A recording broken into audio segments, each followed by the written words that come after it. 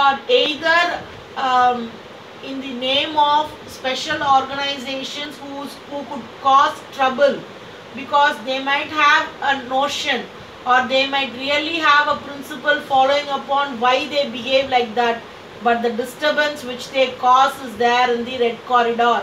Please do not forget that. Understand?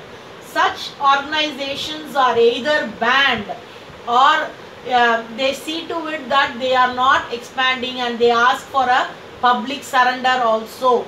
Understand? So all that is also parallelly there.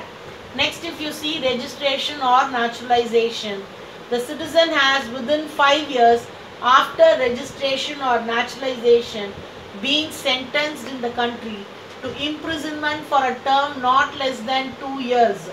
Next, citizen has been ordinarily resident out of India for continuous period of 7 years, or he is absconding, or he is not to be known, all that counts.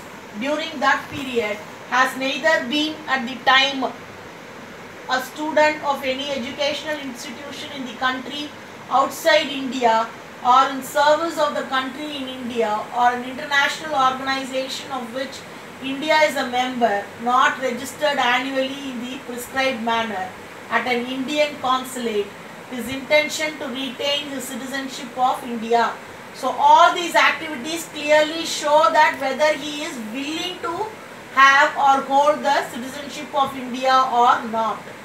Next, the central government shall not deprive a person of citizenship under this section because it is satisfied that it is not conducive to the public good or to the person should continue to be the citizen of India. So his behavior is condemnable, then also it is really problem. Next, before making an order, the central government shall give the person against whom the order is proposed to be made a notice in writing informing him the ground on which it is proposed. If the order is proposed to be made on any grounds, then his right upon making the application in a prescribed manner to have his case referred to the committee of inquiry under the section is provided. So he is having or he is enjoying certain rights, he will be given a notice of writing informing all the grounds made in, so that he could either give an explanation or he could say that whether he still wants to have the registration done or not. And the next category is Indians abroad. Indians abroad, NRI, non-resident Indian, persons of Indian origin, and OCI. This was what I was mentioning earlier. Here the non-resident Indian is an Indian citizen. So Income Tax Act 1951 is applicable for him. So this was what I was talking, because the contributions which you make will be given an exemption, tax exemption. So only huge amount of contributions would come. So only whether tax has to be implied on that or not was discussed. Who resides in India for less than 100 or 82 days during the course of his preceding financial year, who has gone out of India or who stays. So all these are the conditions which they are talking about. And if you see outside India for the purpose of employment, who has gone out of India, who stays outside India for carrying on business. So only when this pandemic happened, what happened?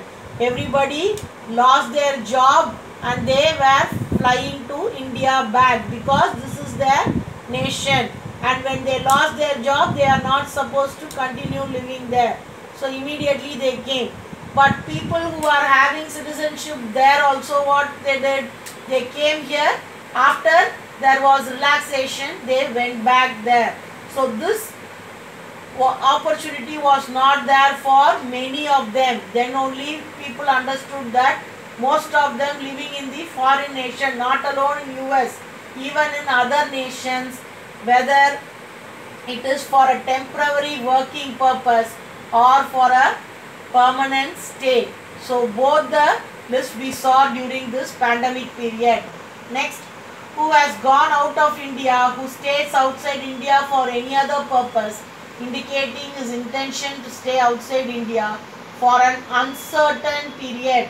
When you say uncertain period itself, the period is not fixed or it is extendable. அதுதான் meaning அதுக்கு.